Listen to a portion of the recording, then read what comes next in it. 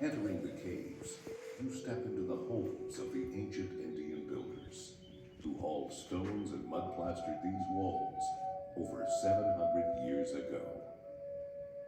Gila Cliff Dwellings National Monument is the only National Park Service site preserving the thousands of years of human history, survival, and development of a culture we know today as the Mogollon.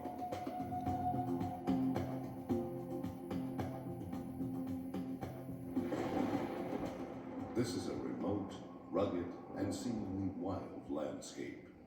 Yet here, for thousands of years, a unique combination of natural features attracted humans to this place.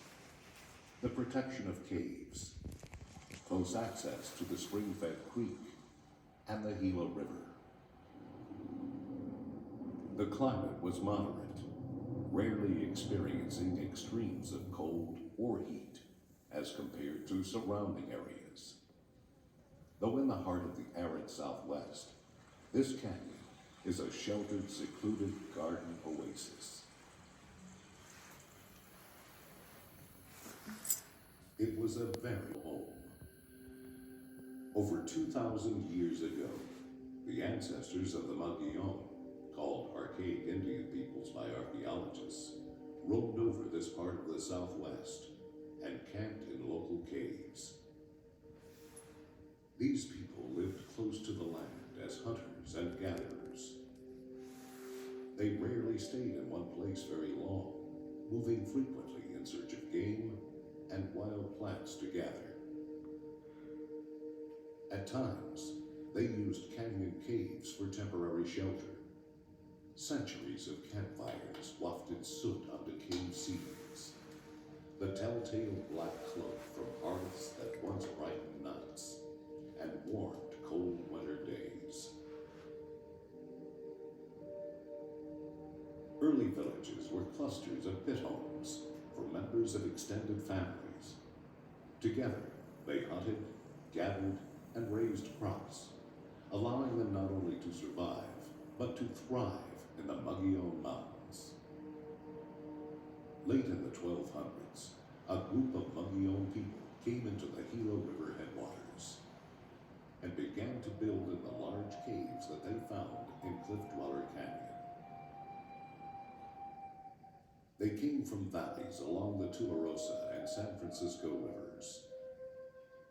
After traversing the Mogollon Mountains, they likely followed the canyons cut by the Gila River. They brought their possessions, their seeds, and their tools with them.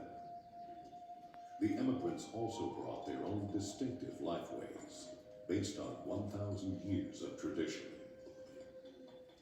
Why build in a narrow canyon, high on a cliffside, far above water and farm fields? Were the caves a place of refuge in a time of need? Theories have been offered, but archaeologists still don't know the full answer. Part of the story, however, has been pieced together.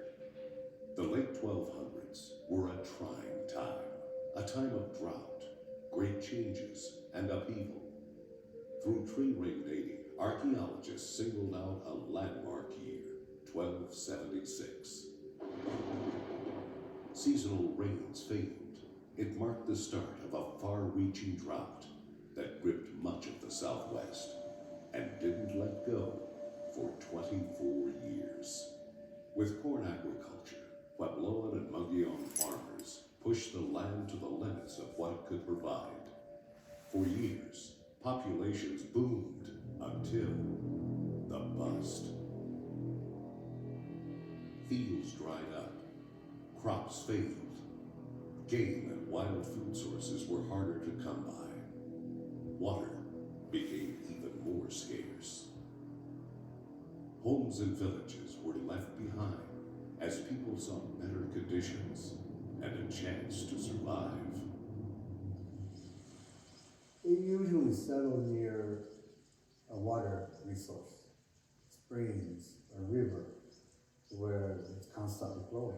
And then the environment, trees, shelter is what I think it was in Gila, because of the alcoves The Gila River and Cliff Dweller Canyon Creek were reliable sources of water in a time of great need. It was at this time that construction started on Gila Cliff Dwellings. The Mogollon settlers arriving here viewed close to the same scene that you see today. A series of caves carved by the forces of erosion over a span of 250,000 years.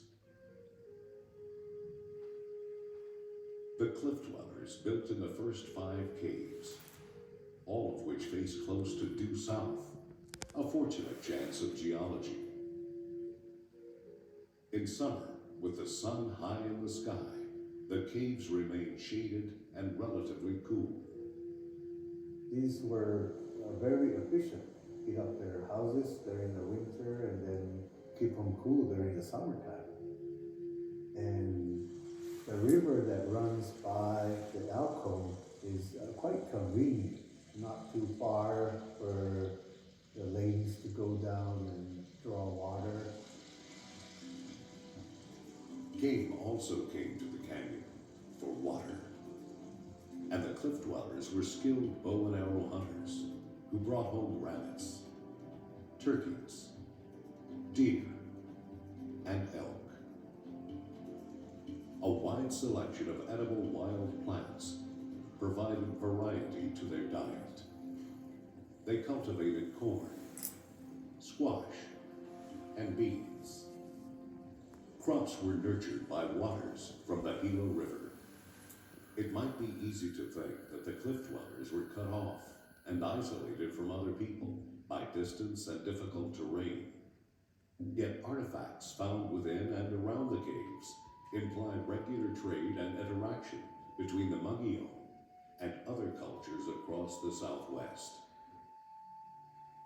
Potsherds tell archaeologists of ceramics made hundreds of miles away.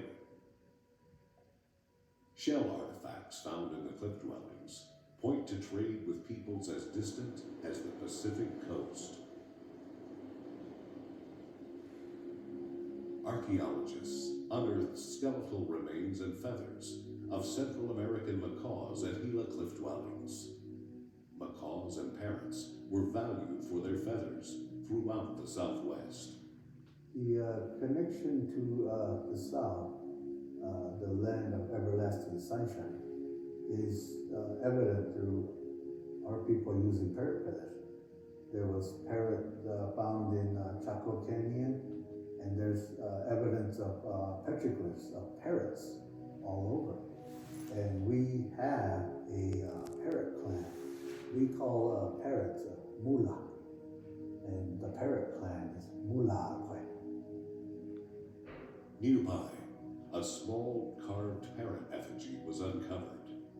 Several decades before the construction of Gila Cliff Dwellings, the Membres branch of the Mogollon occupied the region and painted parrots on bowls. The Mogollon not only traded goods with other cultures, but it is likely that they exchanged ideas, beliefs, and stories. One example is the distinctive doorway found in one of the dwellings. Of course, one feature is the T-shaped doorway, and that's very important to the Hopi people. The story is that when we met our spiritual guardian, we referred to the spirit being as Masa. He was a humble person. He was a farmer, so all he had, he said, was a planting stick, a gourd of water, and some seeds. So he said, carry on through your migrations, but place your footprints. So the clans decided that part of it was through architecture. When I visit sites, you do see the T-shaped doorway. And it represents the hairdo of Masa and Hopi men today, which is, again, bangs, right? Then the chin. That's what we placed as evidence that we were on these migrations in the direction of Masa. So we depicted his feature in architecture. T-shaped doorways are not typically found in Magyar villages, but they are found to the north, closely associated with the villages and cliff dwellings of the ancestral Puebloans at Chaco Canyon, Mesa Verde, Canyon de Chelly, and across the Pueblo heartland. To the south, arching T-shaped doorways were a signature of what was once the largest city in the southwest, Pacume.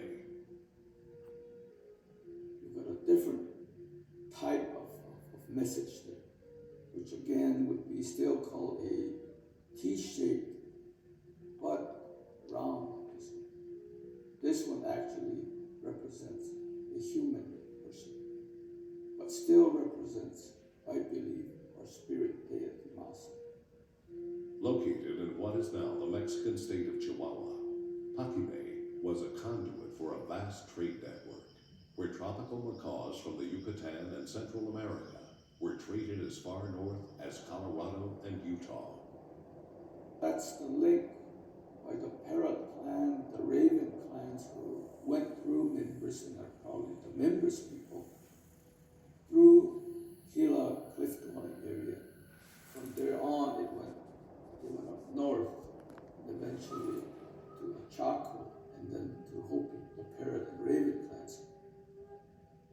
The still-standing walls and rooms of the cliff dwellings represent a snapshot in time. Over 40 rooms make up the dwellings that were probably home for between 40 to 60 people. It is likely that all were members of 2 or more extended families. Like us, the Magyar used some rooms for storage and other rooms for sleeping. Larger rooms and open spaces may have been work areas for clan use or public use. The cliff dwellers put significant effort into building what we see today, yet evidence suggests they only lived here for a brief time. Archaeologists use tree ring dating to determine when the cliff dwellings were built. Wood used in construction indicates most trees were cut within a 5-year span between 1276 and 1281. Strong flat roofs also served as public work areas. 2 large roofed rooms were probably used as public spaces or community gathering places. High-standing walls and multiple doorways distinguish the large roofed rooms from others. Modern Pueblo cultures suggest that these rooms were used by the members of an extended family, a clan. Evidence of plastering, benches, and mural art can be seen in this large clan room. Shared gathering rooms like this were built with greater attention to detail than a typical family living room or storage space. Some archaeologists feel that these rooms held a special meaning to the people who lived here. From artifacts that remain today, archaeologists estimate the cliff dwellings were home to the people who built them for a relatively short time, perhaps only 25 years. The cliff dwellings were once warm, safe homes, echoing voices and the sounds of family life. Whether by trickle, as families slowly left one by one, or by a single abrupt departure, the cliffs fell silent by the early 1300s. Why did the Magyar people leave, and where did they go?